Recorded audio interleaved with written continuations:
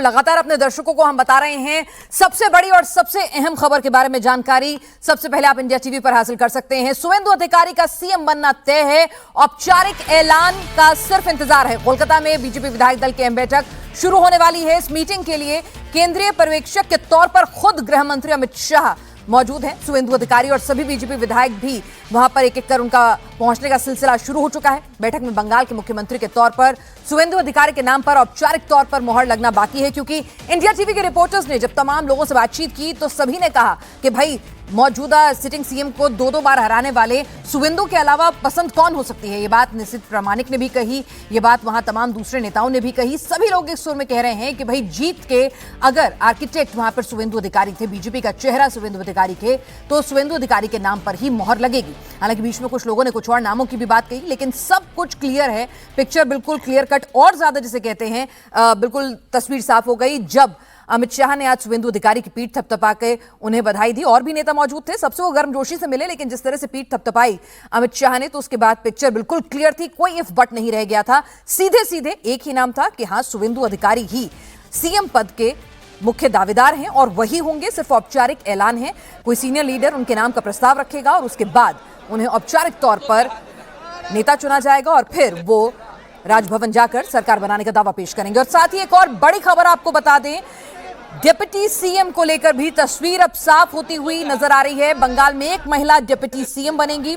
रूपा गांगुली इस वक्त deputy CM की रेस में आगे चल रही हैं। बीजेपी का पुराना चेहरा है और जिस तरह से भद्रलोक में उनकी एक अलग पहचान है, राज्यसभा सांसद रह चुकी हैं, तो उनका चेहरा पहले अंग्रिमित्रा पॉल की बात की जा रही थी, लेकिन अभी फिलहाल जो खबरें हमारे पास आ रही हैं उसके मुताबिक यहां पर सीएम पद की रेस में तो सीधे एक ही नाम है। क्लियर है कि वो शुवेंदु अधिकारी हैं, उसमें कोई और दूसरा उनके आजू बाजू भी नहीं है। लेकिन साथ ही साथ हम बात कर लें डिप्टी सीएम की बात करें तो उसके अंदर अभी जो नाम सबसे ज्यादा रेस में आगे चल रहा है, एक महिला डिप्टी सीएम होगी, उसमें रूपा गांगुली होंगी और शंकर घोष डिप्टी सीएम बन सकते हैं। तो यहां पर तस्वीर अब धीरे धीरे साफ होती हुई नजर आ रही है। पवन नारा हमारे साथ इस वक्त कोलकाता से मौजूद हैं, जहां पर विधायक दल की बैठक इस वक्त शुरू होने वाली है।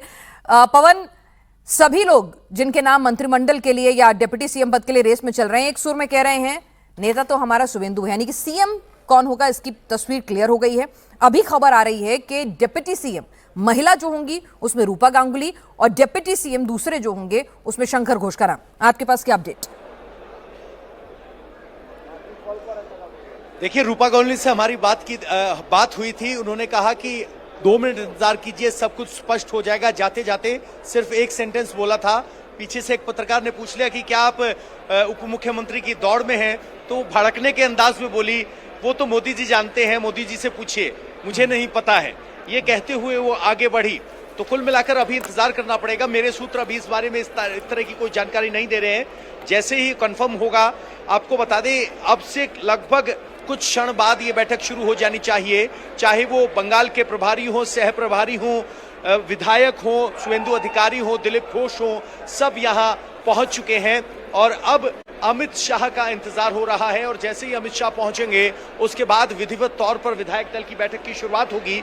जहां तक आप शुवेंदु अधिकारी की बात कर रहे हैं, शुवेंदु अधिकारी ने न सिर्फ अपने 2 चुनाव क्षेत्रों में चुनाव लड़ा, बल्कि वो स्टार प्रचारक के तौर पर बाकी विधायकों की मदद भी करते रहे हैं। उनकी भी डिमांड थी, तो उनका वो कनेक्ट है। मैंने देखा जब वो जीत के बाद चुनाव कार्यालय पहुंचे थे तो लगभग 25 विधायक उन्हें कमल की माला पहना रहे थे और सभी से बड़े प्रेम से मिले और सभी से वो कनेक्ट दिखता है, वो नेता वाला पुल दिखता है कि जब वो आते हैं तो सारे विधायक झुके चले आते हैं।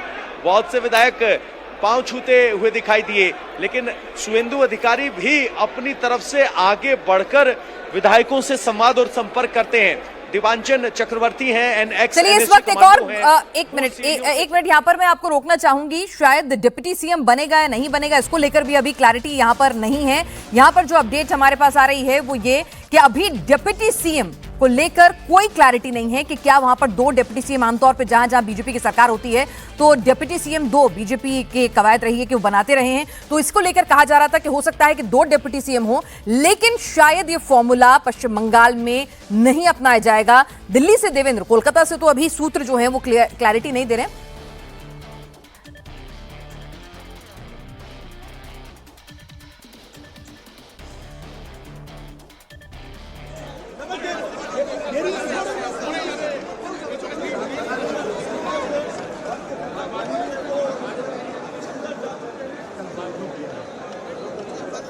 देवेंद्र हमारे साथ दिल्ली से जुड़े हुए हैं। देवेंद्र, आपके पास क्या जानकारी है कि भाई फॉर्मूला सीएम 2 डिप्टी सीएम वाला है या नहीं, सिर्फ सीएम है आज, बाकी बाद में देखेंगे? 50 साल और उससे ज्यादा कुछ नहीं मिला। आज वो बंगाल को हम लोग सब कुछ देंगे।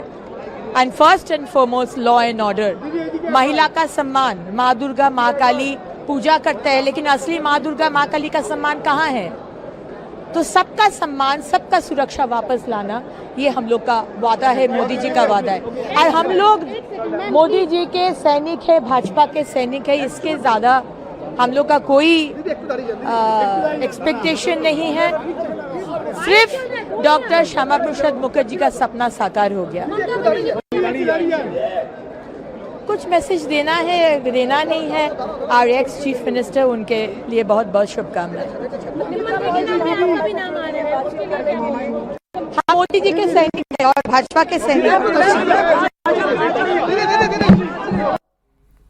चलिए, अग्निमित्र पॉल का भी नाम कहा जा रहा था पहले कि अगर एक महिला का चेहरा होता है तो शायद वो भी आगे हो सकती हैं डिप्टी सीएम की रेस में।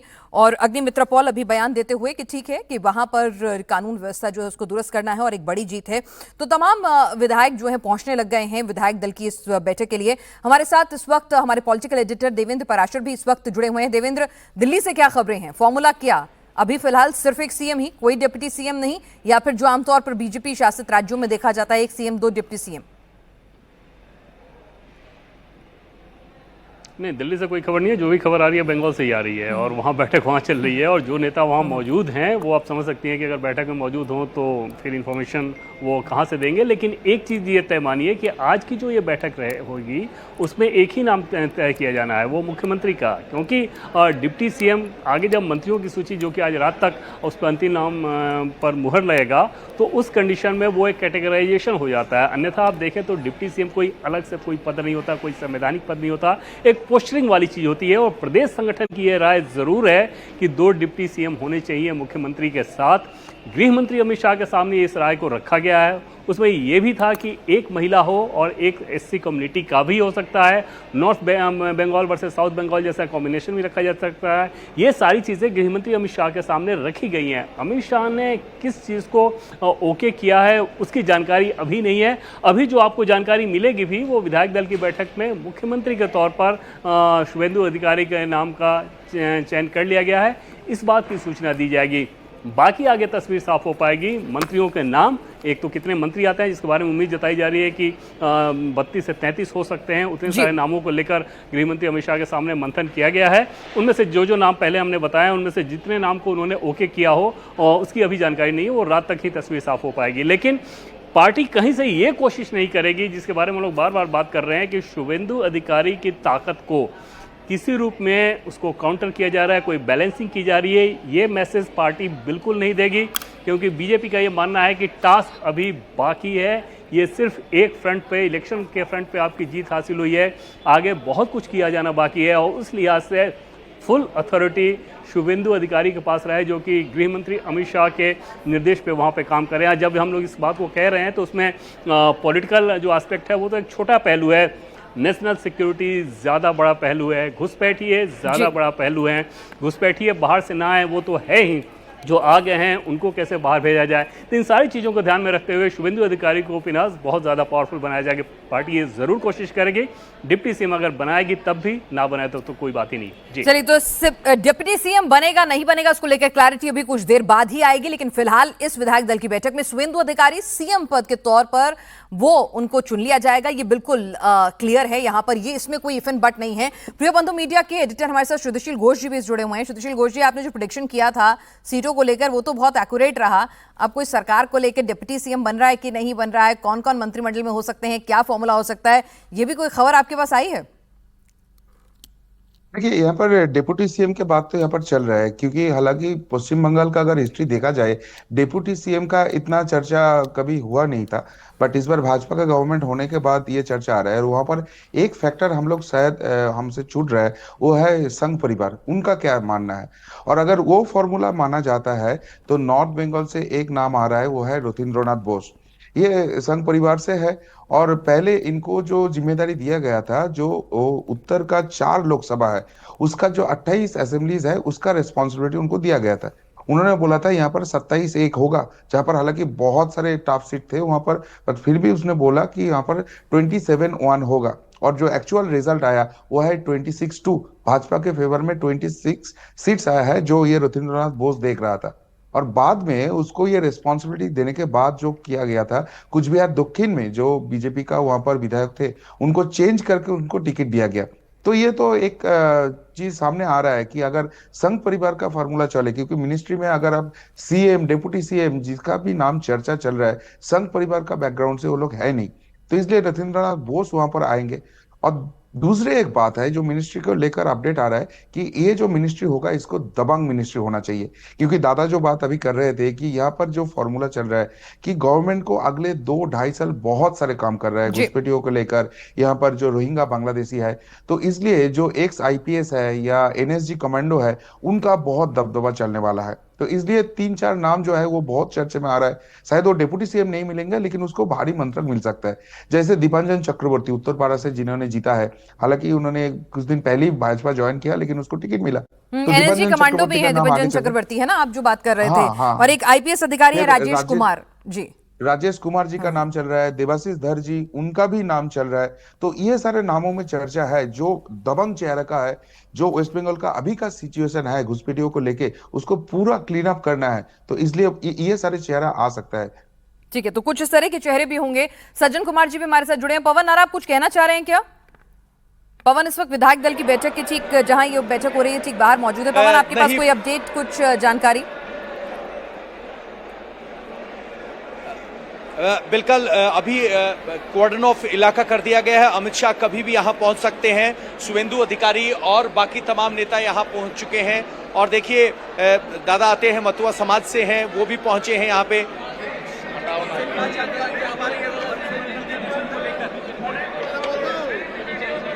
तो मेंबर ऑफ पार्लियामेंट हैं, इनकी पत्नी यहां से विधायक भी हैं, मतुआ समाज से आते हैं।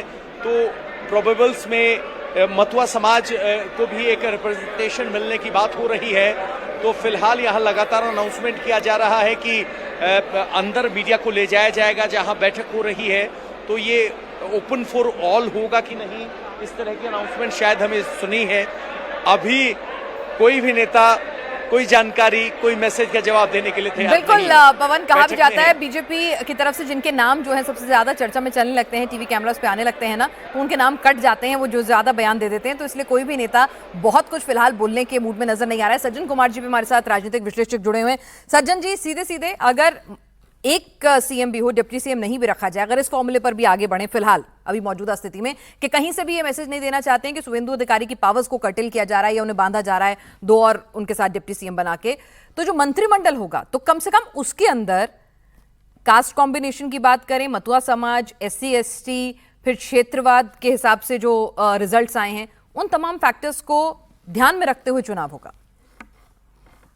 बिल्कुल, देखिए, जरूरी नहीं है कि बाकी जगह बीजेपी ने डिप्टी सीएम दिया है, कहीं पे बिहार जैसे स्टेट्स में क्योंकि आपको अलायंस को बैलेंस करना था या बाकी जगह इंटरनल फैक्शनलिज्म को भी बैलेंस करना था, एक बैलेंस वो देना था। बंगाल में क्या है कि परिपाटी रही है स्ट्रॉन्ग सीएम का, शुरू से आप देखिए सीएम बहुत स्ट्रॉन्ग रहा है। और बंगाल की बीजेपी की चुनौती बहुत ज्यादा है, वो राष्ट्रीय सुरक्षा का मामला है, उसके अलावा बहुत ज्यादा गवर्नेंस का वहां पे चैलेंज है, लॉ एंड ऑर्डर का चैलेंज है। तो हमें नहीं लगता है कि डिप्टी सीएम दे या न दे, उसके देने का अर्थ कहीं से ये नहीं होगा कि वो एक टीम हो जो एक दूसरे को बैलेंस करे। पहली बात तो यह है। दूसरी बात देखिए, बंगाल में जैसा आपने कहा अलग अलग चैलेंज क्या है कि नॉर्थ बंगाल की एस्पिरेशन हमेशा से अलग रही है, गोरखालैंड का अलग है, बाकी लोग का, उनके अंदर ये फीलिंग नहीं आनी चाहिए कि ये चेंज जो हो रहा है, जो एस्पिरेशन है, जो मैंडेट है, 27 की 27 सीटें बीजेपी 4 जिलों में जीती है, जो नॉर्थ बंगाल की जलपाईगुड़ी, दार्जिलिंग, अलीपुरद्वार और कूच बिहार से, वहां पे उनको रिप्रेजेंटेशन मिलना चाहिए, जंगल महल का रिप्रेजेंटेशन होना चाहिए। और उसके बाद जैसा आपने कहा, निश्चित तौर पे अब बंगाल में आप देखिए कि लेफ्ट के जमाने में आइडेंटिटी पॉलिटिक्स दबी हुई थी, ममता के समय में थोड़ी उभरी, अभी और ज्यादा उभर गई है। ये कोई निगेटिव डेवलपमेंट नहीं है, ये है कि अलग अलग समुदाय हैं, जैसे आपने मतुआ की बात की, केवल मतुआ की बात नहीं है, और भी हैं जो जंगल महल क्षेत्र में बागदी हैं, बैरवी हैं, और भी दलित समुदाय हैं जो अभी तक उस नाते अपनी पहचान को नहीं देख पा रहे थे, उनकी भी एक एस्पिरेशन है। तो बीजेपी के सामने कहीं ना कहीं ये भी चुनौती है। तो वेटरन्स को देना होगा, न्यू फेसेस को देना होगा, अलग अलग क्षेत्रीय संतुलन को देखना होगा, कास्ट कॉम्बिनेशंस को भी देखना होगा। लेकिन सबसे बड़ी बात यह होगी कि जो कैप्टन होगा, हमें लगता है उस परिपाटी को फॉलो करेगा जिसमें सीएम एक स्ट्रांग फेस हो, क्योंकि यहां पे कहीं से भी आप बॉटलनेक क्रिएट करने की कोशिश नहीं करेंगे, ऐसी मेरी उम्मीद है। ठीक है देवेंद्र, तो आपकी राय से ही हमारे तमाम राजनीतिक विश्लेषक जो इत्तेफाक रखते हुए आ रहे हैं कि भाई सीएम अगर शुवेंदु जैसा स्ट्रांग लीडर है जिसने ममता बनर्जी को एक नहीं दो बार हराया है और वही जीत के एक तरह से आर्किटेक्ट भी रहे हैं, चेहरा भी वही रहे हैं बीजेपी का, तो उन्हें किसी भी तरह से कोई कमजोर करने की कोशिश नहीं, कोई उनके साथ कोई डिप्टी लगाने की कोशिश कम ही की जाएगी और उन्हें फ्री हैंड वहां पर दिया जाएगा। क्योंकि जब आपके पास 2/3 बहुमत है तो एस्पिरेशन एक्सपेक्टेशंस की भी आपसे ज्यादा है आवाम की। आप नहीं चाहते किसी भी तरह का इंटरनल हर्डल आए आपके कामों में। और बीजेपी के एक बहुत बड़े नेता से जब हमने इस बात पूछा था कि बीजेपी का मुख्यमंत्री कौन होगा, तो नाम उस समय उन्होंने नहीं बताया, लेकिन हाथ से इशारा करके बताया कि बहुत ताकतवर होगा और ताकतवर मुख्यमंत्री देंगे, इस अंदाज में बताया गया था। तो आप इससे समझ सकती हैं कि अगर सीधे सीधे जो पेरीमीटर है अगर इस तरह की खींची गई हो तो उसके अंदर कौन सा नाम सबसे ज़्यादा फिट है। और उसके पीछे वजह यही है कि बीजेपी ने सिर्फ अभी अपना एक पॉलिटिकल टास्क पूरा किया है। ऐसा नहीं है कि सारे पॉलिटिकल टास्क अभी पूरे हो गए हैं, क्योंकि आगे लोकसभा का चुनाव आना है 2029 और उस लिहाज से बीजेपी चाहिए कि बंगाल की अधिकतम सीटें झटक सके। तो वो तो एक पॉलिटिकल एस्पेक्ट वाला पोर्शन हो गया जिसका 100 पान अभी बीजेपी ने इस चुनाव में सफलता हासिल करके पाया है।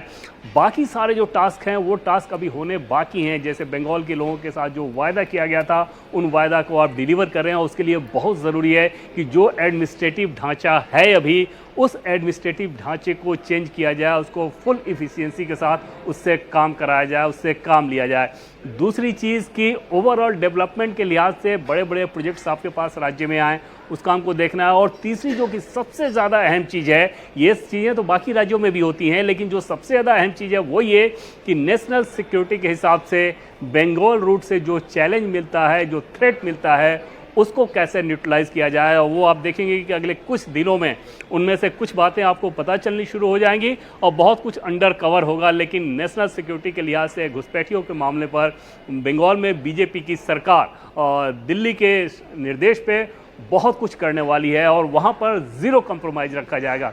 तो इतने सारे चैलेंजेस के बीच निश्चित तौर पे मुख्यमंत्री ऐसा ही होना चाहिए जो दमदार हो, जो ताकतवर हो, जो सिस्टम को उस टास्क के हिसाब से ढाल सके। उसमें शुवेंदु के अलावा फिलहाल बीजेपी के पास बंगाल में और कोई चॉइस नहीं। बिल्कुल, और अमित शाह ने बिल्कुल क्लियर कर दिया था जो बंगाल में जन्मा हो, वहीं से पढ़ा हो, वहीं का हो, वही शख्स जो है वो सीएम की कुर्सी पर बैठेगा। ये बात उन्होंने क्लियर कर दी थी। और जो आप भी पैरामीटर्स बता रहे हैं उसमें जिस तरह से अमित शाह के साथ उनका भरोसा है, उनके ऊपर जो कोऑर्डिनेशन है, अगर डिलीवर्स करने हैं कि आपको घुसपैठियों को या बॉर्डर फेंसिंग करनी है, तमाम चीजों को एग्जीक्यूट करने के लिए होम मिनिस्ट्री के साथ एक क्लोज कोऑर्डिनेशन अगर कोई कर सकता है तो वो शुवेंदु अधिकारी होंगे। श्रीशैल घोष जी, ये तो रही उनकी एडमिनिस्ट्रेटिव पावर की बात, एलओपी के नाते भी और साथ ही ममता सरकार में मंत्री रहने के नाते भी कई अहम विभाग उनके पास थे, तो उन्हें एक अच्छा खासा अनुभव है प्रशासन कैसे चलाना है। लेकिन एक और एडवांटेज उनके पास है, ममता को कैसे काउंटर करना है, उनकी मशीनरी को कैसे तोड़ना है। क्योंकि ठीक है विधायक तो आपके आ जाएंगे, लेकिन मशीनरी के बहुत सारे अधिकारी ममता सरकार के, उन्हीं के चुने हुए, उन्हीं के लाए हुए भी रह जाएंगे। तो किस तरह से मशीनरी को तोड़ना है, किस तरह से ममता दीदी की जो राजनीति होगी वो उसको काउंटर करना है, ये शुवेंदु अधिकारी से बेहतर कोई नहीं जानता है। क्योंकि टारगेट जैसे कि देवेंद्र ने कहा कि 2029 के लोकसभा चुनाव भी हैं, तो बहुत कुछ स्टेक पे है, इन 2 सालों में डिलीवरेबल भी देने हैं। अब अमित शाह पहुंच चुके हैं विधायक दल की बैठक में शामिल होने के लिए, खुद केंद्रीय पर्यवेक्षक हैं, तो यहां पर वो पहुंच चुके हैं। और अब औपचारिकता जो हम कह रहे हैं कि सिर्फ एक महज औपचारिकता है, शुवेंदु अधिकारी के नाम का प्रस्ताव होगा, फिर विधायक दल का उन्हें सर्वसम्मति से नेता चुना जाएगा और उसके बाद फिर वो गवर्नर हाउस जाकर सरकार बनाने का दावा पेश करेंगे। और कल शपथ ग्रहण समारोह होगा जिसमें बीजेपी शासित राज्यों के तमाम मुख्यमंत्री और खुद प्रधानमंत्री मोदी भी शामिल होंगे। तो एक ऐतिहासिक लम्हा है, एक बहुत बड़ा जिसे कहें कि एक इतिहास रचा जा रहा है। यहाँ पर बीजेपी ने आखिरकार अपनी सरकार जो बनाने जा रही है, तो ऐसे में यहाँ पर आप देखिए कि खुद गृह मंत्री अमित शाह केंद्रीय पर्यवेक्षक बनकर यहाँ पर पहुंचे हुए हैं। तो आप इसी बात से अंदाजा लगा सकते हैं। होटल से जो कन्वेंशन सेंटर है जहां पर विधायक दल की बैठक होने वाली है, वहां से ये रवानगी की तस्वीरें हैं। तो रूट लगा होगा, बमुश्किल 5 मिनट में अमित शाह कन्वेंशन सेंटर पहुंच जाएंगे। होटल से वो निकल चुके हैं, अपने पूरी सिक्योरिटी और कैवलकेड के साथ विधायक दल की बैठक के लिए वो रवाना हो चुके हैं। उड़ीसा के मुख्यमंत्री भी हैं, सह पर्यवेक्षक के तौर पर, और वहां पर जो सीनियर मोस्ट लीडर होंगे उनके नाम का प्रस्ताव करेंगे और उसके बाद विधायक दल के नेता सर्वसम्मति से उस प्रस्ताव को पास करेंगे। अभी जैसे पवन नारा बता रहे थे कि वहां पर सभी मीडिया को अनुमति होगी, नहीं होगी, कुछ लिमिटेड एजेंसीज जो होंगी उनको अंदर की तस्वीरें जो हैं उसके लिए एक्सेस दिया जाएगा। तो अभी उस पर क्लैरिटी मिलनी बाकी है, लेकिन लगातार तस्वीरें आएंगी और वो तस्वीरें भी हम आप तक पहुंचाएंगे। श्रीशील घोष जी, तो यहाँ पर सिस्टम को समझना ही नहीं, एडमिनिस्ट्रेटिव पावर ही नहीं, बल्कि ममता दीदी की मशीनरी, संगठन और उनका जो एक तरीका है सड़क से लेकर जिसमें बमबाजी वगैरह सब कुछ होती है, रक्त रंजित राजनीति जो है, उस सबको काउंटर करना भी शुवेंदु को ही आता है और वही टैकल कर सकते हैं उसे। बिल्कुल सही पिना जी। देखिए यहाँ पर पॉलिटिकली टीएमसी का तो विसर्जन हो गया, उसमें कोई दिक्कत नहीं है, लेकिन आप देखिए सिस्टम के अंदर टीएमसी अभी भी है, उनके गुंडे अभी भी है। नहीं तो शुवेंदु अधिकारी जी की जो पीए है चंद्रनाथ रथ का इतना खतरनाक मौत नहीं होता वो टीएमसी इलेक्शन हारने के बाद। उसके मतलब ये जो सिस्टम है, ये सिस्टम को भी क्लीन अप करना है, और इससे इसका इंफॉर्मेशन शुवेंदु अधिकारी से ज्यादा कोई नहीं है। शुवेंदु अधिकारी बार बार यही बात बोलते थे कि ममता बनर्जी के घर में भी उनका लोग है, वहां से उनको इन्फॉर्मेशन मिल जाते हैं। और जब चंद्रनाथ रौत का मौत हुआ तो शुवेंदु अधिकारी जी ने एक चैलेंज तो ले लिया कि आप इतने दिन तो दूसरे लोगों से एमएलए लेके आते थे, आपका पार्टी का भी एग्जिस्टेंस अगले 2 साल में नहीं रखेंगे, और यही करना चाहिए। ये बंगाल का एक्चुअली मूड है कि टीएमसी का जो गुंडागर्दी का राजनीति है, ये हालांकि पॉलिटिकली हार गया है, लेकिन ये गुंडागर्दी कंटिन्यू होगा। अभी बीजेपी यहाँ पर जो गांधीगिरी कर रहा है, ठीक है, अपने लोगों को संभाल कर रख रहा है क्योंकि रक्त का राजनीति नहीं चाहिए, लेकिन अगर सिस्टम को आप क्लीन अप नहीं करोगे तो वो नहीं होगा, और वो शुवेंदु अधिकारी से ज्यादा कोई नहीं कर सकता है। लोग तो यहाँ पर डिमांड ये भी कर रहे हैं कि मुख्यमंत्री तो ठीक है, लेकिन होम मिनिस्ट्री भी शुवेंदु अधिकारी के पास ही रहना चाहिए, क्योंकि ये जो पुलिस का सिस्टम है, ये जो पूरा गुंडे का सिस्टम है, इसको अगर कोई दबंग तरीके से तोड़ फोड़ कर सकता है और बंगाल को सही तरीके से क्लीन अप कर सकता है, वो शुवेंदु अधिकारी है। तो इसलिए ही इज इनएनिमस चॉइस। ठीक है, तो बिल्कुल जाहिर सी बात है कि तमाम जो फैक्टर्स हैं उनके हक में जाते हैं और जिम्मेदारी भी बड़ी है, क्योंकि बीजेपी भी चाहेगी कि दशकों के इंतजार के बाद, मेहनत के बाद वो फाइनली बंगाल में कमल खिलाने में कामयाब हुई है, सरकार पर काबिज होने जा रही है। तो वो जिस तरह से बंगाल की परिपाटी रही है कि वहां पर अगर कोई भी सत्ता में आता है तो लंबे वक्त के लिए उसे जनता पसंद करती है, तो जनता की उम्मीदें बहुत ज्यादा हैं, बंपर मेजोरिटी के साथ जनता ने अपनाया है, तो उसको डिलीवर्स भी देने होंगे और 29 में उसका एक तरह से लिटमस टेस्ट भी हो जाएगा। ओंकार भी हमारे साथ इस वक्त कन्वेंशन सेंटर से जुड़ चुके हैं। ओंकार, के अमित शाह पहुंच चुके हैं क्योंकि अपने होटल से रवाना हो चुके थे। अब से कुछ ही देर पहले हमने अपने दर्शकों को तस्वीरें दिखाई थी, क्योंकि उनके वहां पहुंचते के साथ ही विधायक दल की बैठक औपचारिक तौर पर शुरू होगी। अमित शाह गृह मंत्री कुछ ही देर में यहाँ पर पहुंचेंगे विश्व बांग्ला कन्वेंशन सेंटर पे, और उससे पहले जितने भी विधायक हैं, यानी कि 207 जो विधायक है वो विधायक पहुंच चुके हैं, और अमित शाह पहुंचते ही ये जो बैठक है, ये बैठक शुरू होगा।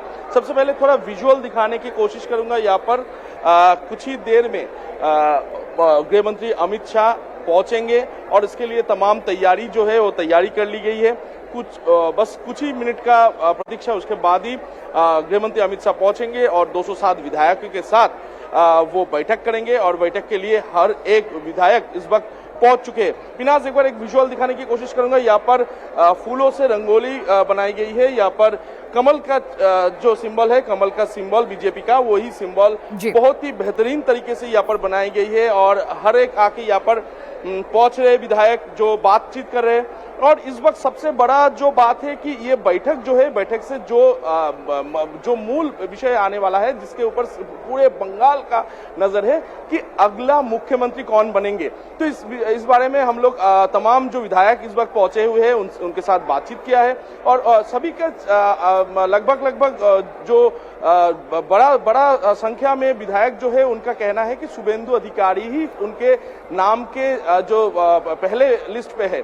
तो शुवेंदु अधिकारी के नाम पे लगातार चर्चा किया जा रहा है। इसके अलावा अलग अलग मंत्रिमंडल में कौन कौन शामिल रहेंगे, इसके बारे में भी अलग अलग लोगों का नाम लिया जा रहा है, जैसे कि दिलीप घोष, अग्निमित्रा पॉल, इसे तमाम नाम इस वक्त लिया जा रहा है। तो जो तैयारी जो है विनाश, इस वक्त तैयारी जोरों शोरों पे है, और कुछ ही देर में गृह मंत्री अमित शाह पहुंचेंगे और पहुंचते ही ये बैठक शुरू होगा। जी बिल्कुल, आप कुछ नाम अगर हमसे साझा कर सके कि कौन कौन से वो नाम हैं जिन्हें मंत्रिमंडल में जगह मिल सकती है, कल जिन्हें हम शपथ लेते हुए देख सकते हैं, कितने मंत्री शपथ ले सकते हैं, कुछ इस तरह की भी खबरें, कुछ अपडेट आपके पास आ रहा है। फिर इसके बाद देवेंद्र के पास भी चलेंगे इसी सवाल के साथ। देखिए पिछले मंत्रिमंडल में देखा जाए तो 44 विधायक उसमें मंत्री बने थे, लेकिन इस बार बीजेपी के जो सूत्रों के हवाले से जो खबर मिल पा रहा है, अभी तक 32 से 33 मंत्री बन सकते हैं, ऐसे ही अभी तक जानकारी हासिल हो पा रहा है। कुल 32 से 33 नाम ऐसे आ रहे हैं जिनमें से दिलीप घोष का नाम आ रहा है, इसके अलावा तापस राय का नाम आ रहा है, अग्निमित्रा पॉल का नाम आ रहा है। ऐसे तमाम जो कद्दावर नेता है उन सभी का नाम उभर कर सामने आ रहा है। और पूरे ये 7 करोड़ से ज्यादा जो वोटर पश्चिम बंगाल में है, उनका जो वोट जो गया है, उसके बाद सभी का मन में यही बात है कि अगला मुख्यमंत्री कौन बनेंगे। तो इस विषय पे पार्टी के तरफ से औपचारिक तौर पर अभी तक कुछ नहीं बताया गया, लेकिन पार्टी के जो अंदरूनी जो सूत्र बता रहे हैं कि शुभेंदु अधिकारी के नाम इसमें कोई गेसिंग गेम रह नहीं जाता है, यूनानिमस चॉइस। और जिस तरह से अमित शाह ने उनकी पीठ थपथपाई, जिस तरह से दिल्ली से लेकर कोलकाता तक तमाम विधायकों से आपने बातचीत की हो, सांसदों से बातचीत की हो, संगठन के लोगों से बातचीत की हो, एक ही नाम है शुभेंदु अधिकारी, यूनानिमस चॉइस है। यहाँ पर देवेंद्र, जिस तरह से डिलीवरेबल्स आपने कहा कि देने हैं, बड़ी जिम्मेदारी है और आपको 2029 को भी टारगेट में रख के चलना है, तो जो मंत्रिमंडल होगा उसमें भी ऐसे ही लोगों का चयन किया जाएगा कि जो स्पेशली जो लोगों के एकदम कनेक्टिंग मैटर हैं, चाहे लॉ एंड ऑर्डर हो, फिर हेल्थ फैसिलिटीज हो, एजुकेशन हो, ये तमाम चीजें जो हैं वो केटर करते हुए ऐसे ही मंत्रिमंडल की शक्ल होगी। बिल्कुल। और अभी जो बंगाल से दादा ये कह रहे थे कि होम मिनिस्ट्री मुख्यमंत्री के पास ही होना चाहिए, शुभेंदु अधिकारी के पास ही होना चाहिए, लगभग तय मानिए कि होम मिनिस्ट्री उनके पास ही रहेगा। और दूसरी चीज़ जो उन्होंने बताई वो वाकई वो ध्यान देने वाली बात है कि उनका एक क्या उन्होंने बताया कि अगर शुभेंदु अधिकारी के पीए, ऐसा नहीं है कि ये प्री पोल वायलेंस है, मतलब चुनाव के बाद अगर वायलेंस हो रहा है, चुनाव के बाद तो ये तय था कि शुभेंदु अधिकारी मुख्यमंत्री बनने जा रहे हैं, उसके बावजूद किसी की अगर इतनी हिम्मत हो कि कॉन्स्पिरेसी करके, वो कोई स्पॉन्टेनियस वायलेंस नहीं था बल्कि कॉन्स्पिरेसी करके मर्डर किया जा रहा है उस व्यक्ति के पीए का जो कि मुख्यमंत्री बनने जा रहा है अगले 2 से 3 दिन के अंदर, तो उससे आप अंदाज़ा लगा सकती हैं कि ये कितना बड़ा थ्रेट और कितना दुस्साहस वाला काम था। और फिर वो किस प्रकार का ढांचा अभी भी वहां पर होगा जिसके अंदर इतना दुस्साहस हो कि जो व्यक्ति मुख्यमंत्री बनने जा रहा है उसके पीए को का मर्डर कर दें। तो उस तरह के ढांचे को खत्म करना वो एक बड़ा चैलेंज रहेगा। दूसरा, गवर्नेंस के मसले पे डिलीवर करना ही होगा, क्योंकि बंगाल के लोगों ने बहुत अपेक्षाओं के साथ 207 सीटें दी हैं और ओवरऑल बंगाल का कल्चर, आपको वर्क कल्चर जो है उसको चेंज करना होगा। वर्क कल्चर किस रूप में है कि बंगाल में ज़्यादा से ज़्यादा इन्वेस्टमेंट आए। हम सभी जानते हैं कि बंगाली लोग बेहद टैलेंटेड होते हैं, अपने रूट और कल्चर को लेके बहुत ज़्यादा जुड़े होते हैं, लेकिन बाहर से अगर इन्वेस्टमेंट नहीं जाएगा तो वहाँ सस्ता लेबर होने के बावजूद वहाँ के लोगों के जीवन स्तर में कोई सुधार नहीं आया। तो इस वजह से कि बाहर से इन्वेस्टमेंट जाने में लोग डरते थे, वहाँ कट मनी और इस तरह का जो कल्चर था दादागिरी वाला, तो उस लिहाज से इंडस्ट्रीज और इन्वेस्टमेंट वहाँ जाने से परहेज किए। जबकि ज्योग्राफिकली वो बहुत इंपॉर्टेंट जगह पे लोकेटेड है और लेबर वहाँ पे बहुत सस्ता है, काम करने वाले टैलेंटेड लोग हैं। तो ठीक तरीके से अगर इन्वायरमेंट दिया जाए तो बंगाल भी बहुत तेज़ी से फ्लरिश करना शुरू करेगा और वो मुख्यमंत्री के ऊपर सबसे बड़ी जिम्मेदारी होगी। तो 3-4 टास्क लेकर एक साथ अगर कोई मुख्यमंत्री अब जिम्मेदारी लेने जा रहा हो तो आप समझ सकती हैं कि उसके अंदर कितनी कैपेबिलिटी होनी चाहिए जिससे बीजेपी ये उम्मीद कर सके कि इन सारे टास्क पे वो परफॉर्म करेंगे। और वो नाम शुभेंदु अधिकारी का ही है, जो कि अब से थोड़ी देर के अंदर जब गृहमंत्री अमित शाह वहाँ पे बैठक में रहेंगे तो थोड़ी सी औपचारिकता होती है और उसके बाद छोटा ऐसा एक संबोधन होगा। उसके बाद शुभेंदु अधिकारी का नाम का प्रस्ताव रखा जाएगा, बाकी लोग समर्थन करेंगे और नाम का ऐलान कर दिया जाएगा। वो सारी चीज़ें विजुअल दर्शक देखेंगे, इसकी व्यवस्था जरूर पार्टी की तरफ से की जाएगी। बिल्कुल, तो तस्वीरें आपसे कुछ ही देर में देखनी भी शुरू हो जाएंगी जब अमित शाह वहां पर विधायक दल की बैठक के लिए पहुंचेंगे। और जिस तरह से देवेंद्र कहे थे कि डिलीवरेबल्स जो हैं वो बहुत मैटर करेंगे, 2029 का भी टारगेट है और जिस तरह की थंपिंग मेजॉरिटी के साथ जनता ने भरोसा किया है, तो मंत्रिमंडल में अगर जो आपका रीजनल रिप्रेजेंटेशन होता है कि भाई नॉर्थ से, साउथ से, पुरुलिया, बांकुरा, हर जगह से अगर आप देखें SC/ST कॉम्बिनेशन, उन तमाम फैक्टर्स को भी अगर आप फैक्टर इन करके अपने मंत्रिमंडल का चुनाव करेंगे तो कुछ ऐसे यंग चेहरों को भी, जो बात यहां पर सुशील घोष जी कह रहे थे कि एनएसजी जो कमांडो हैं उनको, पूर्व IPS अधिकारी हैं राजेश कुमार, एनएसजी कमांडो दीपंजन चक्रवर्ती,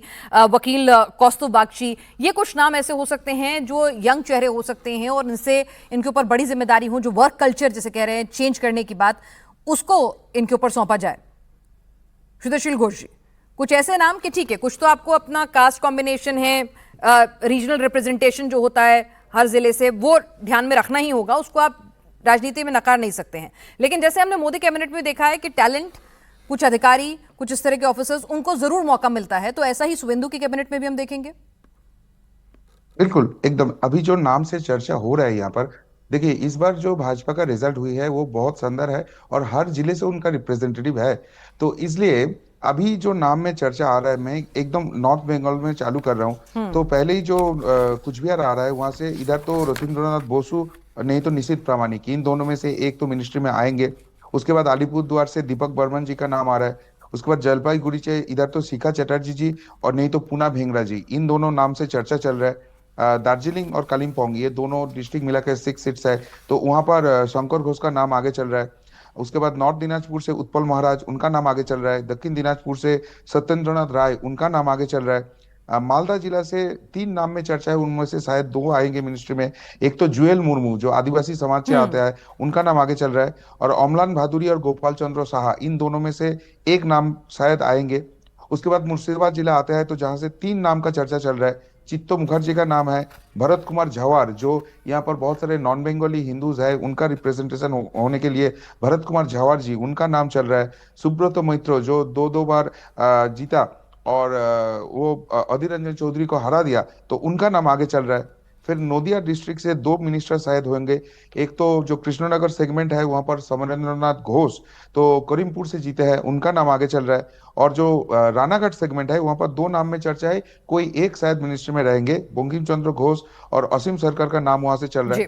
फिर आता है नॉर्थ 24 परगना, जहां से सबसे ज्यादा एमएलए मिली है, तो वहां पर बहुत सारे नाम में चर्चा है। पहले नाम आ रहा है सुब्रतो ठाकुर जो सेंट्रल मिनिस्टर शांतनु ठाकुर का ब्रदर है, उनका नाम चल रहा है। फिर आईपीएस राजेश कुमार का नाम आगे आ रहा है। अर्जुन सिंह जी का नाम आगे आ रहा है। रत्ना देवनाथ जी, अभया जी की माँ, तो उनका नाम है। सजल घोष का नाम है। शारद मुखर्जी, उनको शायद हेल्थ मिनिस्ट्री मिलेंगे, तो उनके नाम चल रहा है। सर भद्रलोक से किसका नाम चल रहा है? क्योंकि भद्रलोक में भी कहा जाता था बीजेपी अनटचेबल है भाई, वहां पर बेहतरीन काम जिसे कहें बेहतरीन जीत, वहां पे कई कई सीटें ऐसी थी जहां पर 20-20 साल से टीएमसी ने अपना कब्जा जमाया हुआ था। तो उन सीटों पर अगर बीजेपी ने अपना परचम लहराया है, तो भद्रलोक से भी क्या कोई रिप्रेजेंटेशन हो सकता है? जहां हम ग्रेटर कोलकाता की सीटों की बात करें, कोलकाता की हार्डकोर सीट्स की बात करें। बिल्कुल, मैं अभी वही सेगमेंट में आ रहा था। तो दक्षिण 24 परगना जो डिस्ट्रिक्ट है वहां पर तो 2 नाम में सबसे ज्यादा चर्चा हो रही है। एक तो रूपा गांगुली, देवाशीष धर, सोनारपुर उत्तर और सोनारपुर दक्षिण दोनों का एमएलए है, तो इन दोनों में से एक शायद मिनिस्ट्री में आएंगे। फिर वहां पर जो बेहाला से जीता है इंद्रनील खां, जो युवा प्रेसिडेंट है, उनका नाम चल रहा है। जो सुंदरबन सेगमेंट से बिकॉर्नो नॉस्कर हिंदू नेता है, जीता है, उनका नाम चल रहा है। कोलकाता सेगमेंट में देखा जाए तो रासबिहारी से जो जीता है सपन दासगुप्ता जी, उनका नाम मिनिस्ट्री में चल रहा है। तापस राय जी जो है, उनको शायद उनके एक्सपीरियंस के कारण स्पीकर का जो रिस्पॉन्सिबिलिटी है वो दिया जाएगा। फिर आता है हावड़ा। इसमें कोई कंफ्यूजन नहीं है, आप कह रहे हैं तापस रॉय, दिलीप घोष का भी नाम बीच में हम सुन रहे थे, कुछ इस तरह की भी खबरें आ रही थी कि भाई तापस रॉय या दिलीप घोष दोनों में से कोई एक स्पीकर हो सकता है, तो आपकी तरफ से क्लैरिटी तापस घोष के नाम पर है?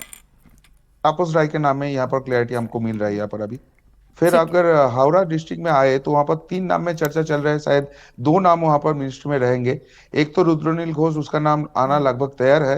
हिरण चटर्जी और अनुपम घोष, इन दोनों में से एक शायद मिनिस्ट्री में रहेंगे।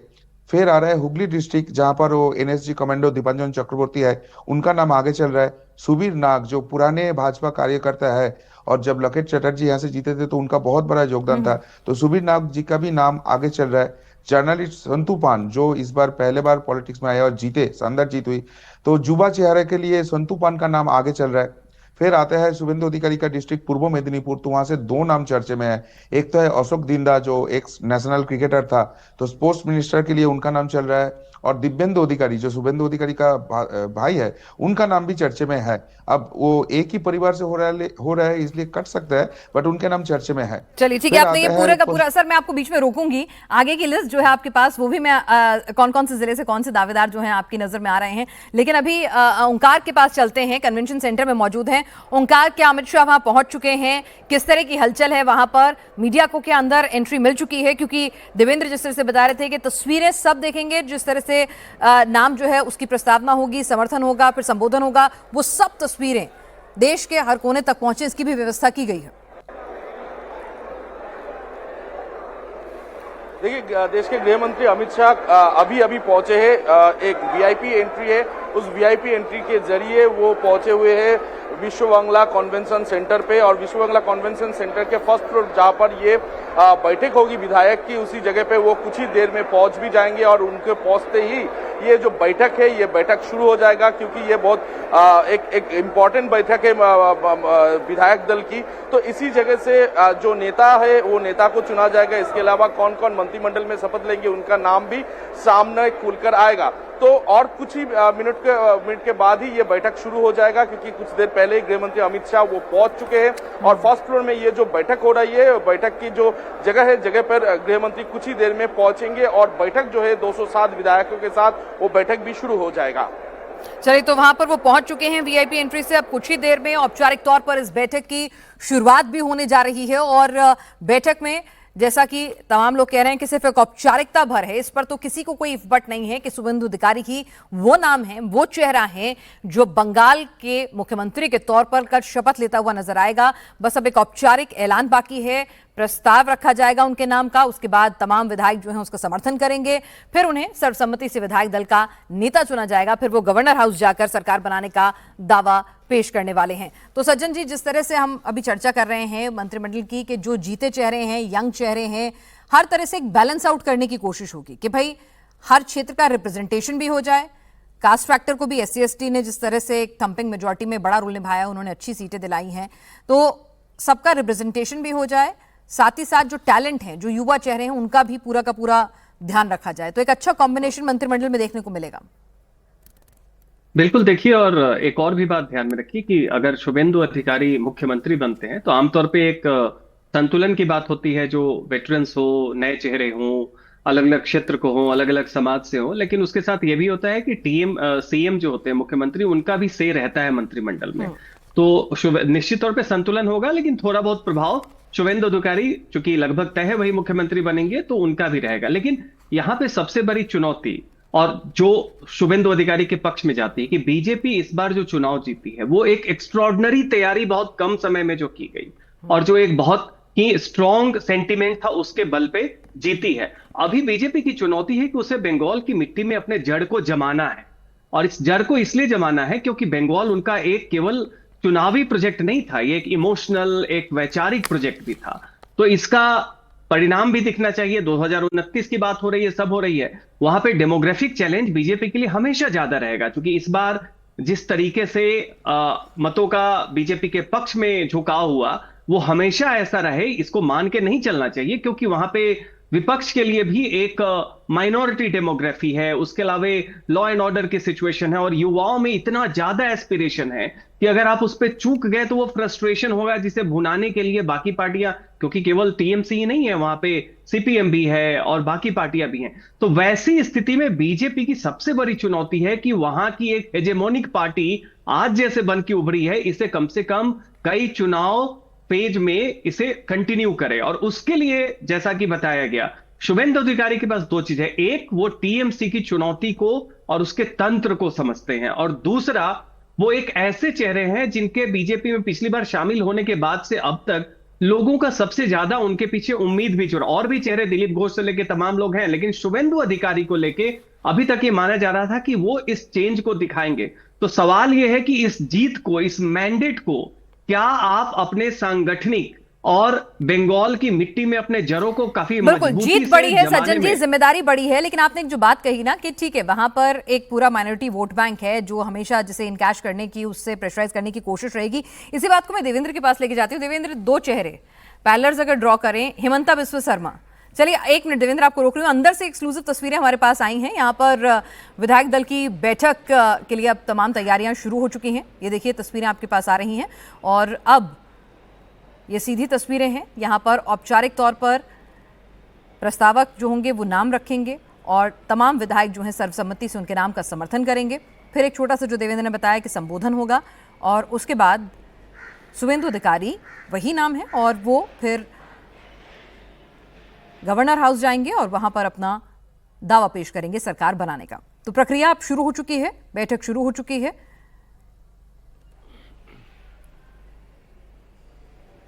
अमित शाह विधायक दल की बैठक में यहां पर सामने आपको मंच पर नजर आ रहे हैं और वहां पर जितना मैं समझ पा रही हूं यहां पर शायद वो या तो पार्टी एंथम है, क्योंकि सभी लोग सावधान की मुद्रा में यहाँ पर खड़े हुए हैं। तो यहाँ पर नेशनल एंथम है, पार्टी एंथम है, क्या यहाँ पर हो रहा है ये अभी क्योंकि हम आवाज़ नहीं सुन पा रहे हैं।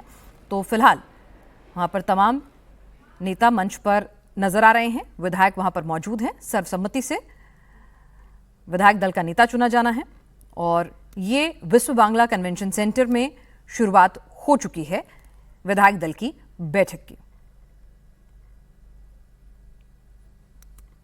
देवेंद्र, तस्वीरें हमें अंदर से आनी शुरू हो गई हैं, तो बस अब कुछ मिनटों की ही औपचारिकता बाकी है। सभी लोग सावधान की मुद्रा में यहां पे नजर आ रहे हैं। जी,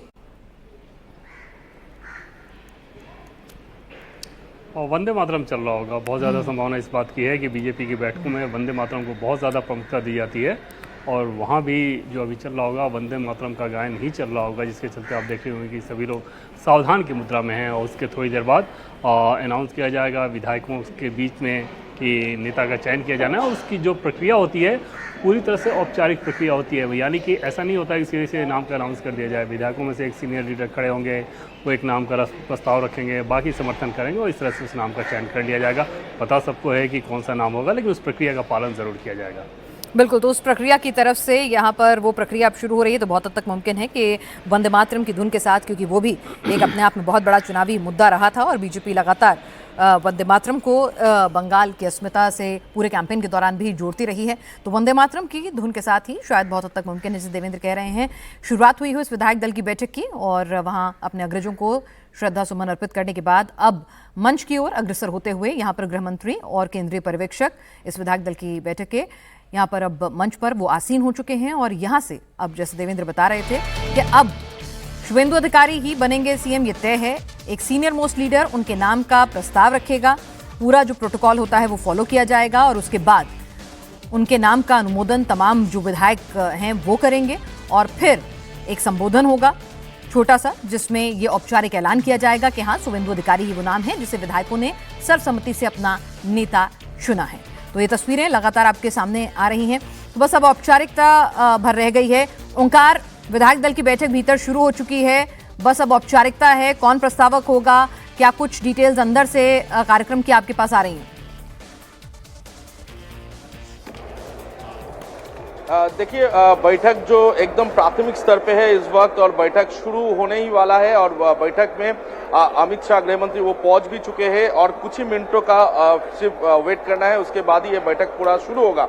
और जैसे कि अभी तक अकेले लगाया जा रहा था और इसके अलावा तमाम पार्टी के नेताओं के साथ बातचीत करने के बाद तमाम जो विधायक इस बार जीत के आए हैं विधानसभा के लिए, तो उनके साथ बातचीत करने पर सभी का जो कहना है कि शुवेंदु अधिकारी को ही बनना चाहिए मुख्यमंत्री, क्योंकि सबसे इंडिया टीवी ये बिल्कुल पुख्ती खबर दे रहा है, पुष्ट खबर दे रहा है, कोई इफ एंड बट नहीं है, बनना चाहिए नहीं, शुवेंदु ही बनेंगे मुख्यमंत्री।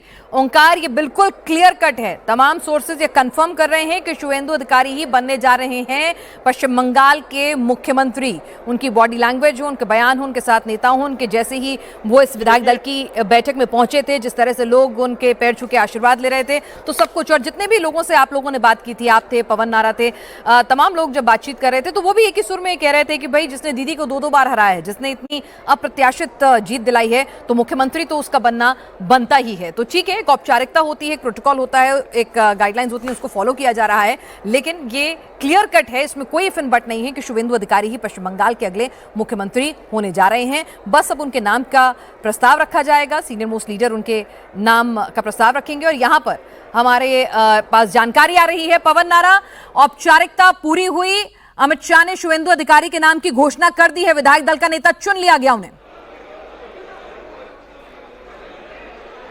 बिल्कुल, शुवेंदु अधिकारी को विधायक दल का नेता चुन लिया गया है और इस वक्त जहां हम खड़े हैं विधायक दल सारे यहां पर आने वाले हैं नीचे। अगर आप ऊपर देखेंगे तो सबकी निगाहें उस रास्ते पर टिकी है, वहां सारा मीडिया खड़ा है और विधायक दल के नेता के तौर पर शुवेंदु अधिकारी के नाम को चुन लिया गया है। और यही सबसे बड़ी खबर है कि पश्चिम बंगाल में शुवेंदु अधिकारी अगले मुख्यमंत्री बनने जा रहे हैं। विधायक दल में इस पर मोहर लग गई। तो चलिए विधायक, आप जरा पीछे की तस्वीरें भी दिखाएं कि यहाँ पर औपचारिक तौर पर शुवेंदु अधिकारी के नाम पर मोहर लग गई है। कल सुबह 11 बजे शपथ लेंगे शुवेंदु अधिकारी। उनके नाम का प्रस्ताव सीनियर मोस्ट लीडर ने रखा, सर्वसम्मति से उसको पास किया गया और उसके बाद अमित शाह ने, जो केंद्रीय पर्यवेक्षक हैं, उन्होंने औपचारिक तौर पर उनके नाम की घोषणा की। पवन, ये सब तस्वीरें आप देख रहे थे, किस तरह का माहौल था, जितना एक्साइटमेंट हम बाहर देख रहे थे जब सुवेंदु के नाम का ऐलान हुआ, तो जाहिर सी बात है वहां पर उनके लिए चीयरिंग भी हुई होगी। क्या कुछ आपने देखा उस प्रक्रिया को, अगर हमारे दर्शकों तक जब तक तस्वीरें आती हैं बयां करें आप। पिनाज, वो तस्वीरें अभी सामने नहीं आई है, हमें उन सब तस्वीरों का इंतजार करना पड़ेगा। लेकिन उससे पहले मैं आपको बता दूं, ये सब एंग्शियस लोग जो हैं, हम सब इस बात के लिए इंतजार कर रहे हैं, उन तस्वीरों के लिए हमें इंतजार करना पड़ेगा। ये सिर्फ जानकारी हमारे पास इस वक्त मौजूद है। विधायक दल की बैठक किसी भी क्षण कंक्लूड हो सकती है। अंदर की जो तस्वीरें थे जहां पुष्प अर्पित हो रहे, वो तस्वीरें आई हैं, बाकी तस्वीरें हमने नहीं देखी हैं। तो फिलहाल उन तस्वीरों और उन डिटेल के लिए हमें थोड़ा सा इंतजार करना पड़ेगा। लेकिन बड़ी खबर यह है कि सुवेंदु अधिकारी अगले मुख्यमंत्री होंगे पश्चिम बंगाल के। तो विधायक दल का नेता सुवेंदु अधिकारी को चुन लिया गया है, उनके नाम का प्रस्ताव रखा गया और उसके बाद सर्वसम्मति से तमाम विधायकों ने उनका गर्मजोशी से उनके नाम का अनुमोदन किया और उसके बाद खुद अमित शाह ने उनके नाम का ऐलान किया। तो यहां पर सुवेंदु अधिकारी पश्चिम बंगाल के अगले मुख्यमंत्री बनने जा रहे हैं। बीजेपी लेड गवर्नमेंट को सुवेंदु अधिकारी लीड करेंगे, वही मुख्यमंत्री होंगे। कैसा होगा उनका मंत्रिमंडल, उस पर भी लगातार चर्चा हो रही है। और जो अभी हमारे पास खबर आ रही है उसके मुताबिक सुवेंदु को सिंगल हैंड पावर मिलेगी, यानी कि कोई डिप्टी सीएम फिलहाल तो उनके साथ नहीं बनाया जा रहा, जो खबर आ रही है। अगर आगे फर्दर डेवलपमेंट होता है हम आपसे साझा करें, लेकिन सीधे सीधे पूरा पार्टी ने उनके ऊपर पूरा भरोसा किया है, उनको सिंगल हैंड कमान दी है कि जिस तरह से 2/3 बहुमत से वो यहां पर जीत लेकर आए हैं, तो आगे भी सरकार भी पूरा, जिसे कहते हैं ना, फ्री और इंडिपेंडेंट हैंड के साथ चलाएं। और डिलीवरेबल्स, क्योंकि भरोसा बड़ा है, जीत बड़ी है, भरोसा बड़ा है, तो उसके बाद आपको जिम्मेदारियां भी बड़ी निभानी है और नतीजे भी बड़े देने हैं। तो इसीलिए किसी भी तरह का कोई हस्तक्षेप ना हो सरकार चलाने में, सुवेंदु अधिकारी के साथ फिलहाल अभी बीजेपी जा रही है। कोई डिप्टी सीएम हो ऐसी कोई जानकारी फिलहाल मिलती हुई कम से कम हमारे सोर्सेस को नजर नहीं आ रही है। साथ ही साथ एक और बड़ी अपडेट हमारे पास आ रही है कि गृह मंत्रालय जो है वो सुवेंदु अधिकारी अपने पास ही रखने वाले हैं। हमारे पॉलिटिकल एडिटर देवेंद्र प्रयासर लगातार हमारे साथ जुड़े हुए हैं। देवेंद्र, नाम ऑब्वियस था, औपचारिक ऐलान हो गया है और होम मिनिस्ट्री भी उनके पास ही रहेगी, ये भी अपडेट हम अपने दर्शकों को दे रहे हैं।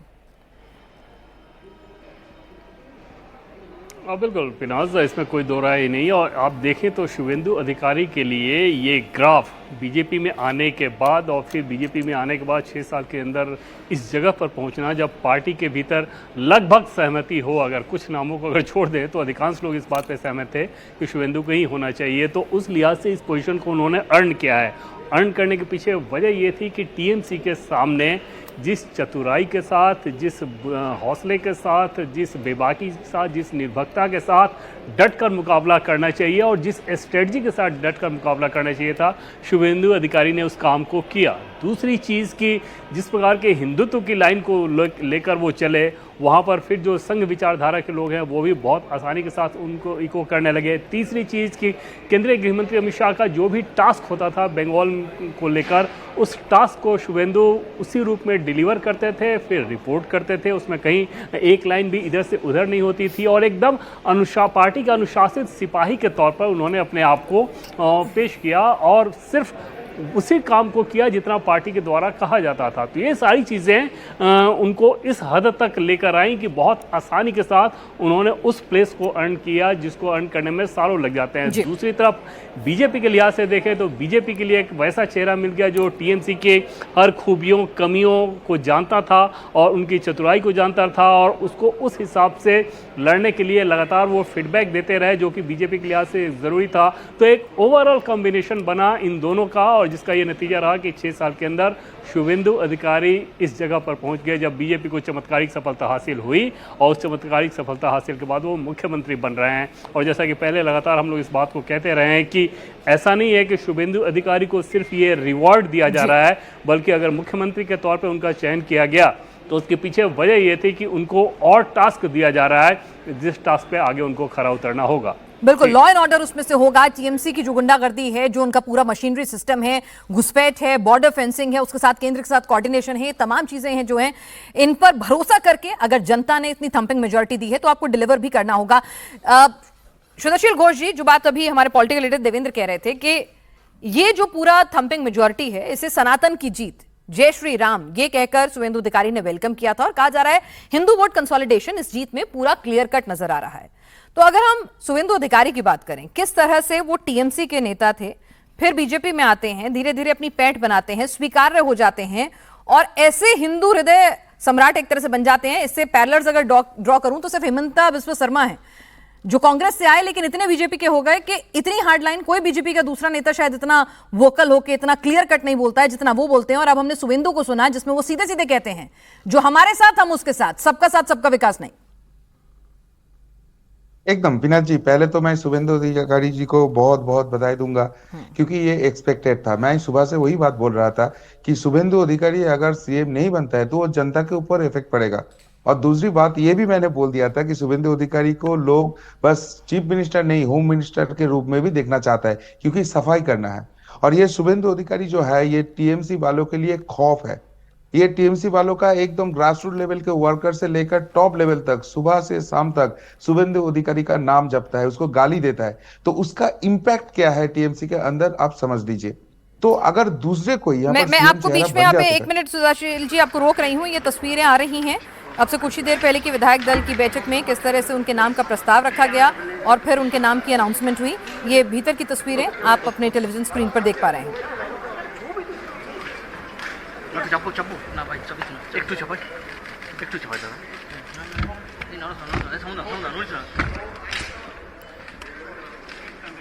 हो गया सबका सेट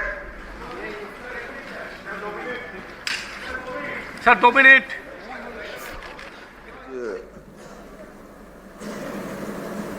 भारतीय जनता पार्टी पश्चिम बंगाल विधानसभा के सदस्यों की एक मीटिंग यहां आहूत की गई है। उस मीटिंग में भाजपा के राष्ट्रीय अध्यक्ष जी ने मुझे और श्री मोहन चरण मांझी जी को केंद्र की ओर से पर्यवेक्षक के रूप में यहां भेजा था। अभी कुछ समय पहले ही चुनाव की प्रक्रिया पूरी हुई है। लगभग 8 प्रस्ताव और समर्थन प्राप्त हुए हैं और सभी प्रस्ताव और समर्थन एक ही नाम के मिले हैं। उसके बाद दूसरे नाम के लिए भी सबको समय दिया गया, पर्याप्त समय दिया गया, मगर कोई दूसरा नाम नहीं आया है। इसलिए केंद्रीय पर्यवेक्षक के रूप में मैं श्री शुभेंदु अधिकारी जी को पश्चिम बंगाल विधानमंडल दल के नेता के रूप में निर्वाचित घोषित करता हूं।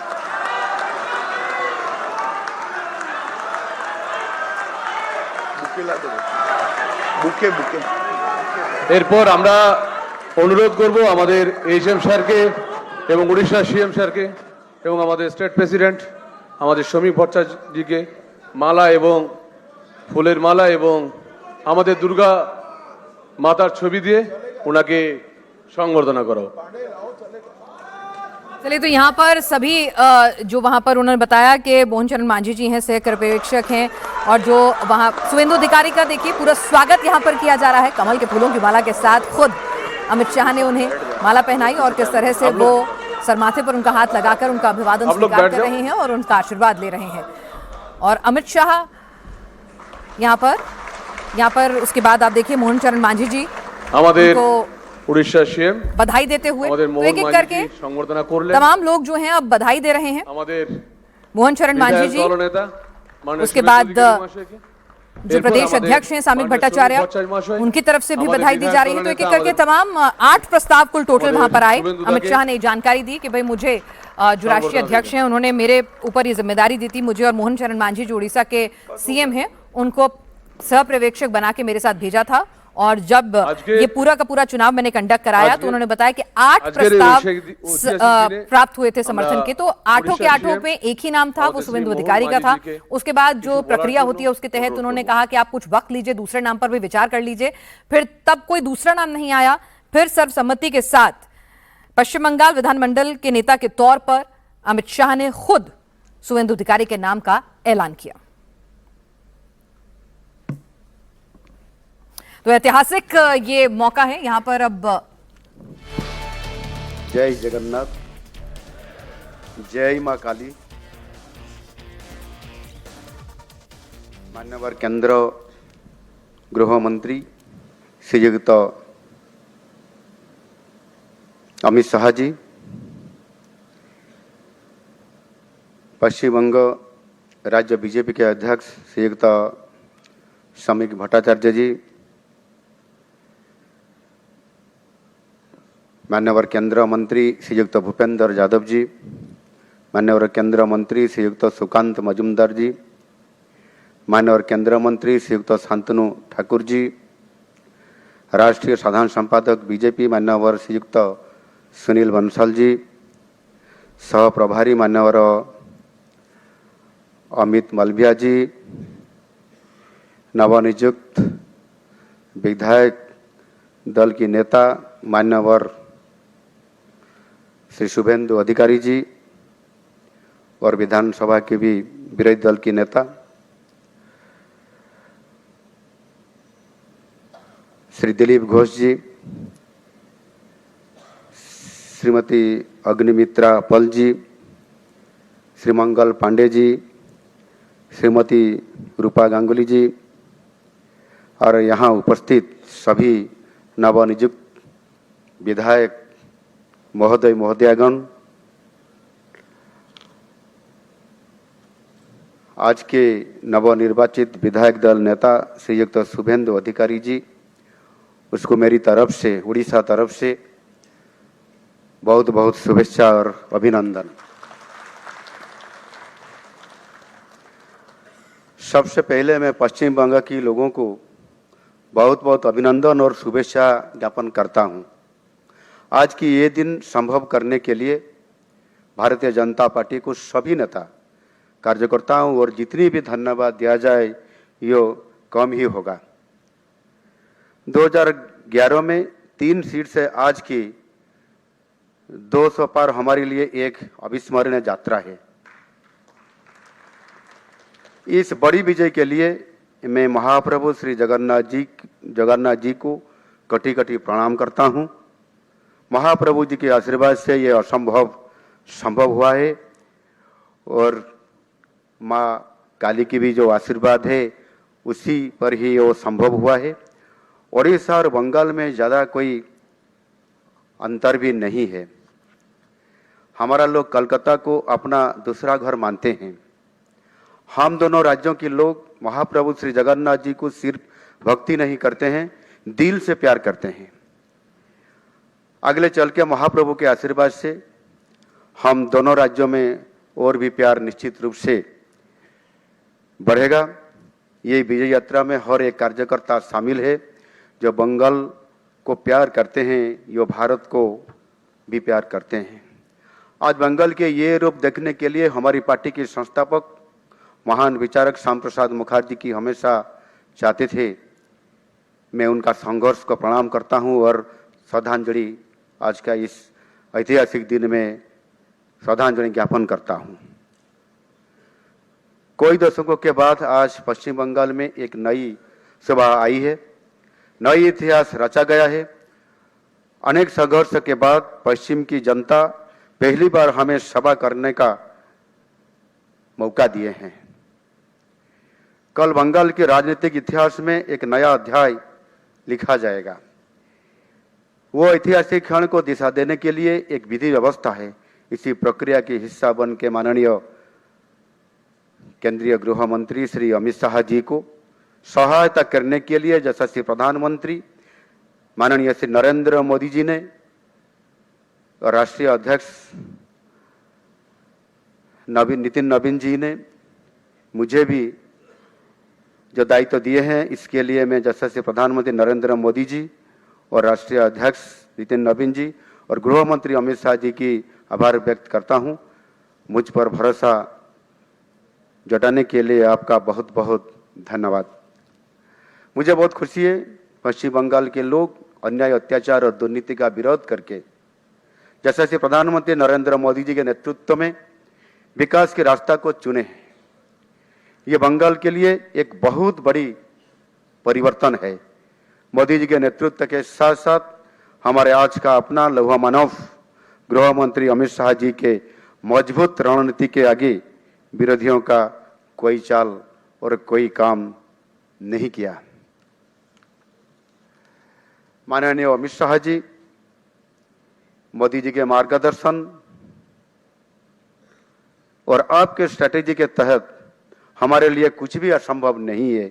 देश को और देश के साथ साथ सभी राज्यों को विकास के पथ पर आगे बढ़ने के लिए आप दोनों हमारे लिए पारसमणि है।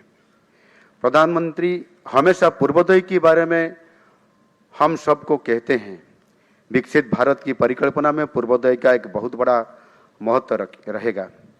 आज वो विजन सही मायने में साकार होगा, क्योंकि बंगाल विजय के साथ उनके साथ साथ जो माननीय प्रधानमंत्री जी विजय के दिन जो पार्टी का कार्यालय में बोले थे, विजय के साथ साथ अंग बंग और करीम की जो मिशन आज पूरा हो गया है। और निश्चित रूप से मैं बंगाल की हमारे सभी नेताओं और कार्यकर्ताओं को नमन करता हूं। आप लोगों ने जिस तरह हर दिन, हर हफ्ता, हर महीने, हर साल अनगिनत जुल्म सहकर पार्टी के लोगों के हौसला को संभला और हमारी पार्टी के कार्यक्रम को आगे बढ़ाया, इसके लिए आप लोगों का जितना भी तारीफ किया जाए वो कम है। मैं शुभेंदु जी को खास शुक्रिया अदा करना चाहूँगा। आपने जितनी दृढ़ता के साथ तृणमूल का सामना किया है, इसके लिए मैं आपको धन्यवाद देता हूँ। समीक जी, दिलीप जी, सुकांत जी, अग्निमित्रा जी और मैं सबको धन्यवाद देता हूँ। आप लोगों ने न सिर्फ बंगाल की लोगों का बल्कि पूरा देश को सिखाया है कैसे अन्याय अत्याचार के खिलाफ लोगों के साथ कंधों से कंधा मिला के लड़ा जाता है और जीता जाता है। अभी देश की पूरा पूर्व प्रांत में भारतीय जनता पार्टी की सरकार शासन में आई है। असम और ओडिशा के साथ साथ अब बंगाल भी इसमें शामिल हो गया। केवल केरल और तमिलनाडु को छोड़कर हमारा पार्टी अब सभी राज्यों में सरकार में है या मुख्य विरोधी दल के रूप में आज काम कर रहा है। मैं वहाँ 3 बार प्रचार के लिए आया था। मेरे साथ ओडिशा के केंद्रीय मंत्री, सांसद और 500 से ज़्यादा कार्यकर्ताओं वहाँ प्रचार में शामिल हुए थे। मुझे खुशी है कि मैंने जो 6 आसन पर प्रचार किया था, इसमें से हमारा प्रत्याशी भी 5 आसन पर विजयी हुई। मुझे अनुभव हुआ था बंगाल के लोग विकास और शांति के लिए तरस रहे हैं। हमारे बीजेपी सरकार आने के बाद मुझे खुशी है कि यहाँ शांति स्थापित होगा और विकास भी आगे बढ़ेगा। मैं चाहूँगा आप सब लोग मोदी जी और शाह जी के नेतृत्व में मिलकर पश्चिम बंगाल के लोगों को सुशासन देने के लिए पूरे तन मन से काम करेंगे। आशा करता हूँ और मुझे पूरा विश्वास है कि राज्य के शासन प्रशासन में ये बात आप हमेशा याद रखेंगे। फिर से सबका बहुत बहुत धन्यवाद और अभिनंदन। बहुत बहुत धन्यवाद।